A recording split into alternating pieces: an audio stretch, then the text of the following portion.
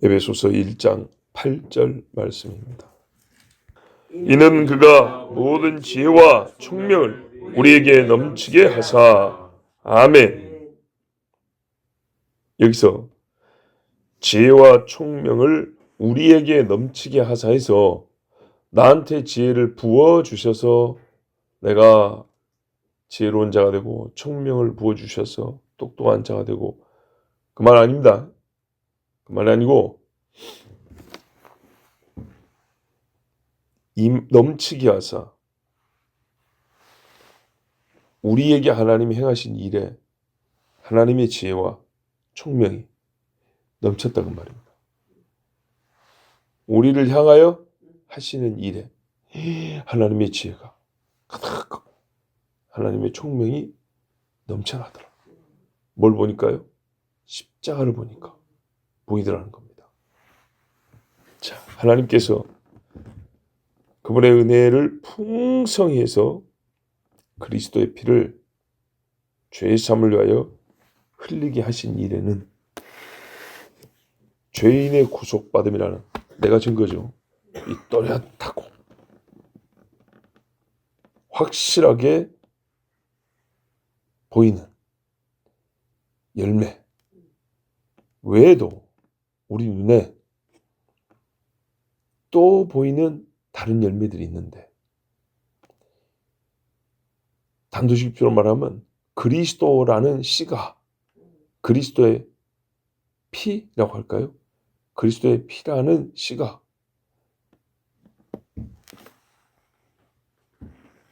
뭔가 땅에 뿌려져 가지고 나무가 자라나서 열매를 맺었는데, 그 열매가 다 하나님이 누군지를 알려주는 계시의 열매들인 거예요. 보라, 하나님이 어찌 우리를 사랑하셨는지. 그죠? 그분의 의로우심, 그 은혜 풍성하심, 하나님이 어떤 분인지를 알려주는 열매가 십장 하나 보면 주렁주렁 막 매달리는 거예요. 그 중에 두 가지 열매. 좀 어쩌면 이 많은 열매들을 포괄하는 두 가지 이름을 정한다면 그게 지혜와 총명이라는 거예요. 이 열매들을 뭐라고 부를까 할 때 하나님의 지혜와 총명하심이지, 이렇게 된다는 거죠. 자, 그의 은혜 안에서, 그의 은혜 안에서. 우리 번역에는 이런 말이 없어요. 근데 다른 번역에 보면 그의 은혜 안에서, 옛날 번역에 보면 그게 있어요. 읽어볼까요?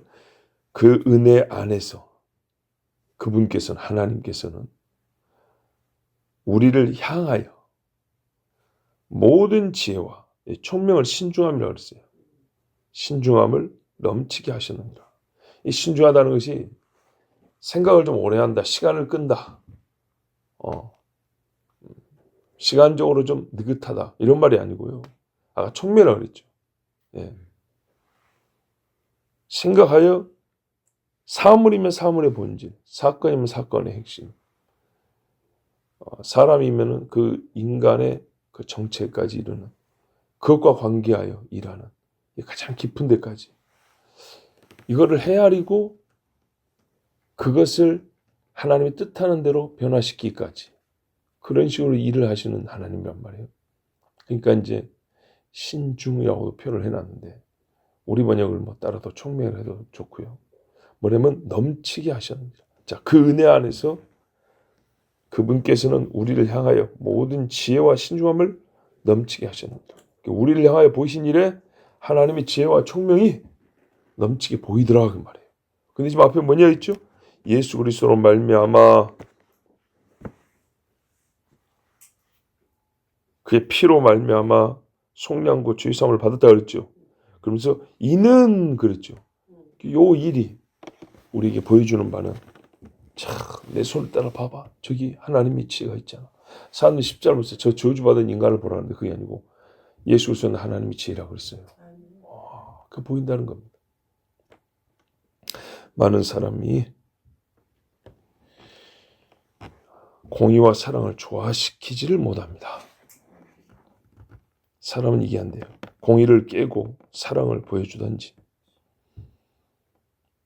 사랑을 빼내어서 공의를 채우든지 이렇게 합니다. 그런데요, 십자가는 완벽한 공의와 사랑의 조화를 보여줍니다. 뭐 여기에 대해서는 길 설명이 필요가 없죠. 지혜로우신 하나님이 하는 일입니다. 또 많은 사람은 율법은 복음에 적대적이고 복음은 율법을 무시하고 파괴하는 것처럼 말합니다. 왜 그러냐? 율법은 끝났어. 이런 식의 표현이거든요.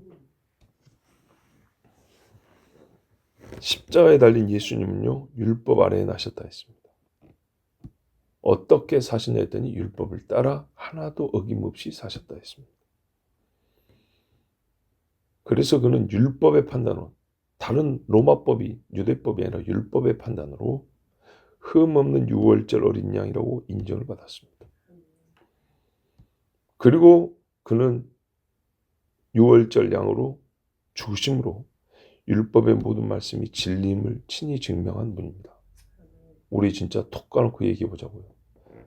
모세가 율법을 잘 지켰어요? 예수님이 잘 지켰어요? 그죠? 율법이 진리라는 것, 진짜 이거 하나님 말씀이라는 걸 보여준 인물이 누굽니까? 진짜 이 법이 하나님이 주신 법이라고 세상에 널리 알린 이가 누구냐고요? 예수님이죠. 율법과 복음의 일치. 누가 하나님을 둘로 나눈단 말입니까? 누가 감히 하나님의 정체를 시대에 따라 쪼갭니까? 율법 시대는 이런 하나님이고 복음 시대는 이런 하나님이고 옛날에 믿었던 하나님은 이러이러한 하나님이었고 시대가 바뀌어서 이제는 예수를 우리가 믿어야 하고 시대에 따라 누가 하나님을 그렇게 나눈단 말입니까? 사람은 그렇게 하려고 합니다. 성경을 둘로 셋으로 쪼개가면서 하나님은 나는 한 하나님이라고 보여주셨습니다. 그분의 지혜와 총명이 십자가에서. 헬라인은 신은 불사라 했습니다. 유대인은 신은 거룩하다 했습니다. 누가 아니랍니까? 단편적으로 맞는 말입니다. 근데 어떻게 신이 사람이 되지? 어떻게 신이 죽을 수가 있나? 어떻게 신이 저주를 받고 남이 달릴 수 있나? 도무지 이거를 이해할 수 없었습니다. 안 돼요. 시골에서 물 한 그릇 떠놓고 비는 사람들한테 말한 게 아니고요. 당대 최고의 지식인들에게, 종교의 리더들에게 이 질문은 대답할 수 없는 질문이었습니다. 아예 우문입니다. 어리석은 질문입니다. 근데 하나님은 너희가 어리석다 했습니다. 십자가를 보라. 예수님이 그러잖아요. 저희가 하는 일을 알지 못하니. 모른다고요. 십자가를 이해를 못해요, 사람은. 근데 하나님은 십자가에서 자기의 지혜와 총명을 보내주셨으니 한편의 강도는 봤습니다. 어제 그랬죠. 하나님은요, 영이신데 우리에게 믿으라고 할 때 믿음의 단서는 다 물질로 준다고요. 우리 진짜로 솔직하게 믿음은 보이는 것을 초월하는 거예요. 근데 우리를 믿게 하실 때 하나님은 보여준다니까요. 안 보고 믿은 자 어디 있어요? 진짜 솔직히 안 보고 믿은 자 어디냐고요. 성경 안 보고 믿었어요? 나를 전도한 사람 얼굴 안 보고 믿었어요? 그런 사람 없습니다. 우리가 아무리 안 보고 해도 사실 정확하게 진짜 주사바늘 찌르시 찌르면 다 보고 믿었어요. 증거를 보고 믿었다고. 증거를. 보고 이해하고. 그게 이제 죽은 이로서는 불가능하다는 얘기입니다. 죽은 나로서. 성령께서 우리 눈을 열어 보고 보는 것이 되게끔 듣는 것이 되게끔 해주셔서 우리가 예수 그리스도를 믿고 그걸 받았어요. 이런 방법을 어떤 인간이 착안해내냐 말이죠. 하나님은 창세 전에 계획하신 일을 창세 이후에 다 이루셨어요. 그 창세 이후 세상도 말입니다. 죄 있는 세상이에요. 죄 없는 곳에서 죄 없는 때에 계획하신 일을 죄 있는 이 물질 세상에서 다 이루셨고 이루시고 계세요. 없음이 있음이 되었고 있음의 상태가 처음과는 완전 다른 180도 다른 상태가 되었고 거기다가 처음에는 사람만 계산해 보더라도 하나였는데 지금은 몇십억 죽고 나고 생각하면은 이거 어마어마한 숫자란 말이죠. 이 개체 수가 거기다가 그 개체들마다 즉 사람마다 인격적인 그죠 인격이죠.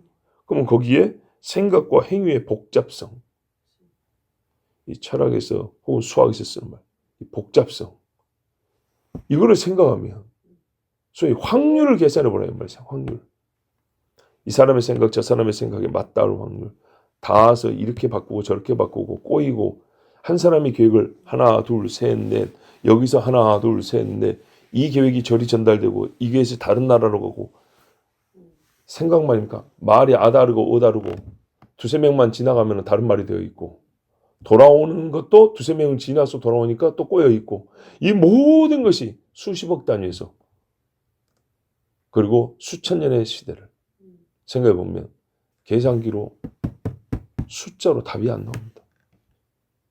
그런 복잡성을 생각했는데 수학의 확률 계산법으로 답을 얻어낼 수 없는 지경이지만 하나님은 그 모든 소위 방해와 가능성에서도 딱 하나님이 정한 대로 그대로 꿰뚫고 가셨어요. 좀 너무 인간적인 표현이지만 하나님이 장애를 다 이겨냈어요. 초월적 지혜와 총명은 모든 일을 그의 뜻대로 다 이뤄냈습니다. 사람들은요, 소위 가능성으로 일을 합니다. 가능성이란 것이 주로 언제 쓰냐면 장래 일을 논할 때 씁니다. 그죠? 왜? 지나간 일은 결론이 난 일이잖아요. 되어버린 일이에요. 근데 장래 일을 예측할 때 가능성이라는 말을 씁니다. 이 사람하고 살면 행복하겠냐? 먹고 살 수는 있겠냐? 부부싸움은 적게 하겠냐? 이 남자가 이 여자가 바람을 안 피겠냐? 등등. 한 사람과 결혼하는 것만 생각해도 어마어마한 가능성들을 여러 가지 주제로 생각해 봅니다. 그런데요, 이 가능성이 장래를 예측하는 말과 대화의 사고의 중심에 들어있습니다. 항상 가능성을 거쳐합니다. 어떤 일이든. 아까 그랬죠. 먹고 사는 문제를 한번 생각해보자 했을 때 전부 다 단정이 없어요. 가능성이에요. 자, 이런다고 할 때 이렇고 저런다고 할 때 이렇고. 그죠? 가능성이에요. 그거를 개념적으로 가능성을 논하는 거예요. 다 가능성이에요. 그리고 그 가능성 때문에 인간은 어떤 준비를 하냐? 장래를 모르죠. 확실히 모르죠. 그래서 역시 가능성 높은 준비를 합니다. 보세요. 참모들 모아놓고 히스기야 왕 한번 생각해 봅시다. 아수르가 우리가 금과 은 갖다 주면 다시는 안 쳐들어올까? 다시 쳐들어올 가능성이 몇 프로 된다고 봅니다. 언제 올까? 한 달 이내라고 생각하는데 제가 한 80% 생각합니다. 거기 장군은. 그래도 한 2년은 가지 않겠습니까? 저는 거기에 한 70% 생각. 이런 식으로. 자, 그럼 온다는 건 확신하네? 안 온다는 것보다는 온다는 게 다시 쳐들어온다는 가능성이 더 높네. 그러면 대비를 해봅시다. 어떻게 저 아수르 대군을 막을 수 있겠어? 몇 명이나 오겠어? 어떤 장비로 오겠어? 어디로부터 침공을 해오겠어? 전부 다 가능성입니다. 그래서 그 중에 제일 가능성 높은 거. 쳐들어올 루트. 제일 가능성 높은 거. 그들의 장비들 중에 기병이 제일 많을 것이다. 그러면 기병을 막을 수 있는 제일 가능성 높인 방어 태세. 그죠?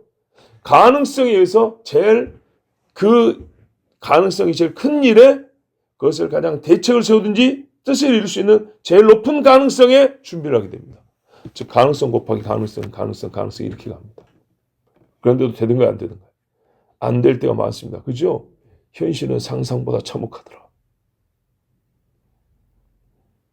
그런데 우리 하나님이 가능성을 일한 거 보셨어요? 감히 어떤 신학자들은 그런다고 하니까요. 하나님의 전제를 가능성으로 생각한다고요. 우리보다 더 예측을 잘하시고 더 많은 대비를 갖고 계시고 더 많은 능력이 있으니 좀 그 가능성이 틀어지더라도 플랜 B가 있고 C가 있고 해서 하나님은 다 막아내고 이런 식으로 하나님이 언제 예언을 가능성으로 했어요. 마치 다 일어난 것처럼 단정적으로죠. 그래서 문법으로도요. 미래를 말하면서 과거형으로 표현할 때가 있어요. 재밌죠? 하나님 그런 문법을 쓰세요. 사람은 그런 문법을 쓸 수가 없어요. 예. 예언적 과거형이라고 그래요. 하나님은 반드시 하실 거기 때문에 끝을 알고 계시고 본인이 친히 할 거기 때문에 가능성을 논하는 하나님이 아니에요. 인간이 연약해서 가능성 할 때 그 무지하고 어린 사람에게 뭡니까? 대화상 맞춰주는 표현이 혹 있을지 모르지만 하나님 자신이 일을 할 때 가능성으로 하시는 분이 아니고 확실함을 하시는 분이에요. 하나님은 정한 목적을 이룸에 필요하여 정한 목적, 정한 그 목적을 이루는 일로서 1단계도 정한 것이었고 2단계도 정한 것이었고 3단계도 정한 것이고 목적하는 바를 이루는 것도 이미 정한 것들이 있어요. 우리를 구원함을 보세요. 얘가 몇 년쯤 되면 어떻게 할 것 같은데 그것을 대비해서 한번 이렇게 한번 해볼까? 그러면 혹시 어쩔지 몰라. 혹시란 게 없어요. 하나님. 인간의 죄는 최고로 똑똑이고 뛰어나도 가능성이라는 이 경계선 안에 들어있어요. 못 넘어갑니다. 근데 하나님은 그런 게 없어요. 그리고 다 이뤘어요. 정한 방법으로. 뜻을 이룰 수 있는 그분이 정한 방법으로 정한 뜻을 이뤘어요. 예수님이 그랬죠. 다 이루었다. 육을 입고 온 하나님도 못 막아요. 육을 입고 육체의 연약함을 보여줬는데도 인간이 예수님 앞에 가능성을 논하지도 못했어요. 내 때가 아직 이르지 아니하였다. 내 때가 이르렀다. 내가 너에게 나를 내주지 않았으면 나를 손도 못 댔으리라. 한마디로 하나님은 죄인을 구원하심에 있어서 아무것도 부족하거나 흠이 있지 아니하고 완전하고 충분하며 실패함이 없이 성공하셨습니다. 이야, 그래서 딱 한 가지만 더 우리 주 하나님과 지혜의 총명에 대하여 저는 찬미하고 싶습니다. 논하자면 더 이야기할 게 많죠. 한 가지. 하나님은요. 천사를 명령하여 하늘의 일을 땅에 전하게 하셨습니다. 전하기만 했습니다. 전하기만 했습니까? 가서 직접 하게 한 그 뭔가 역사적 일도 많잖아요. 변화를 일으키는. 천사를 통해 하신 일이 어마어마하네요. 자, 천사를 쓰셨어요. 사람을 불렀어요. 그죠? 고기 잡는 놈도 부르고 양 치는 놈도 부르고 놈이라니까 좀 그런가요? 예, 뽕나무 치는 사람도 부르고 사람을 불렀는데 그 사람들을 어떤 양육기관 교육관에서 훈련해서 바꿀 수 없는 완전히 딴 사람이 되겠어요. 그래서 주의 말씀을 순종하는 인간 순종이 되게 했고 그 순종을 통하여 하나님이 하시고자 하는 일을 이 못난 사람을 통해서도 실패함 없이 다 이루셨어요. 그뿐인가요? 사탄과 귀신까지 쓰셨어요. 욥을 시험하게 한 건 보십시오. 그죠? 예. 정말. 사람들 속에 들어가서 악을 저지르는데 베드로에게 두려움도 주고 유다에게 예수님 팔려는 생각도 집어넣고 그랬죠. 사단은 지 악한 대로 한 거예요. 그리고 걔는 무지해서 지가 하는 일의 끝을 몰라요. 사람보다는 조금 낫지만 사탄도요. 가능성 안에서 장래일을 준비해요. 그런데요. 이 사탄의 악함을 안다고 해도 알지 못하는 그 무지함을 그런데 사탄이요. 이거는 제일 커요. 교만. 지가 된다고 생각해요. 지가 이긴다고 생각하고 지가 똑똑하고 생각해요. 그래서 사탄에 사로잡힌 사람도 교만해요. 이 사탄의 실제로는 무지하고 무능한데 스스로는 능력 있고 지혜롭다 생각하는 요한계시록도 보세요. 세상을 다 집어먹는다 그러죠. 누가 이 짐승과 싸우랴 맞서랴 그러죠. 이 교만. 하나님은요. 역으로 그걸 사용하셨어요. 사탄은 내주고 싶지 않았어요. 근데 하나님이 갖고 와 임마. 그걸 쓰셨어요. 요셉을 보십시오. 욥의 인내도 한번 보십시오. 사탄은 하나님과 겨뤄본다 했어요. 사람을 가지고 겨뤄본다 그랬어요. 이 세상에서는 내가 하나님 이길 수 있다고 세상을 가지고 겨뤄본다 했어요. 그런데 하나님과 붙어서 한 번이라도 이겼습니까? 항상 참패를 당하고 스스로 무지함과 약함을 온 세상에 알렸어요. 스스로. 반대로 하나님은 이 사탄의 무지를 사용하심으로, 그 악함을 사용하심으로 하나님 스스로는 의로우시고 지혜롭다는 것을 역시 만방이 알게 하셨어요.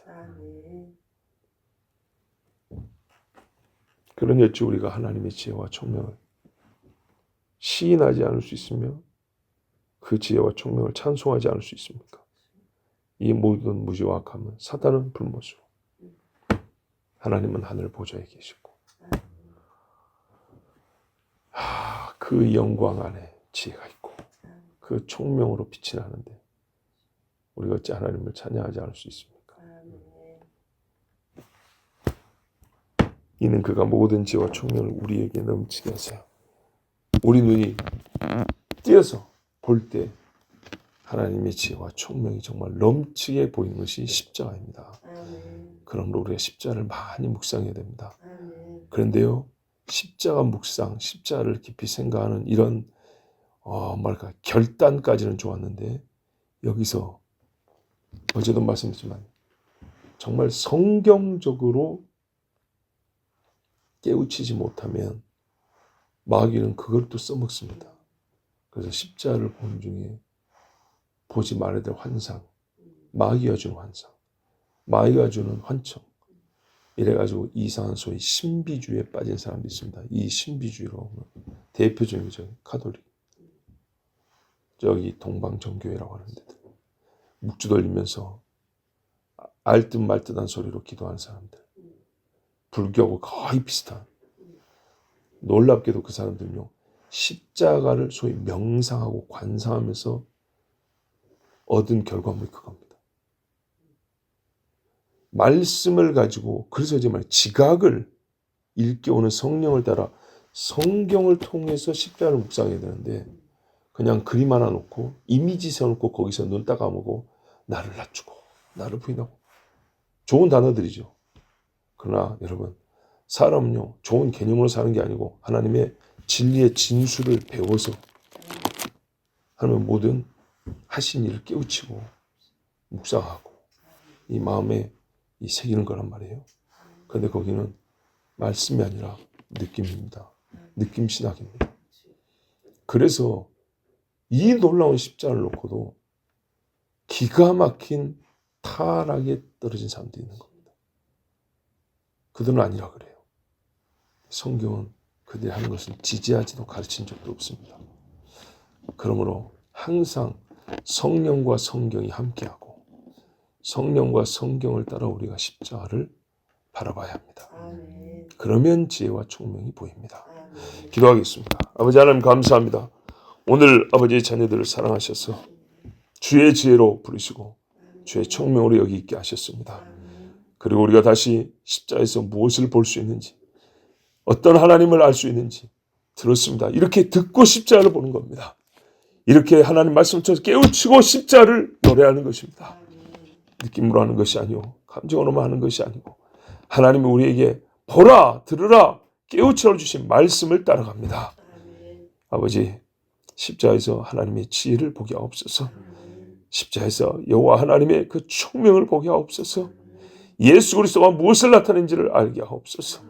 오늘도 주님, 우리가 주님밖에 살지 않게 하시고 이 육체의 때를 참으로 거룩하게 살게 하시옵고 하나님의 거룩한 십자가와 묶인 채로 그와 함께 죽었으니 그와 함께 살리라. 아버지, 이 말씀대로 살게 하여 주시옵소서. 예수 그리스도의 이름으로 기도하옵나이다. 아멘.